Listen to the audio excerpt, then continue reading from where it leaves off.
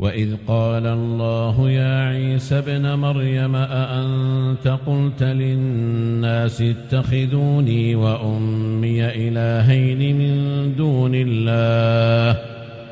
قال سبحانك ما يكون لي أن أقول ما ليس لي بحق إن كنت قلته فقد علمته تعلم ما في نفسي ولا أعلم ما في نفسك إنك أنت علام الغيوب ما قلت لهم إلا ما أمرتني به أن اعبدوا الله ربي وربكم وكنت عليهم شهيدا ما دمت فيهم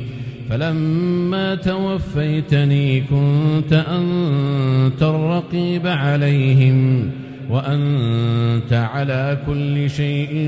شهيد إن تعذبهم فإنهم عبادك وإن تغفر لهم فإنك أنت العزيز الحكيم.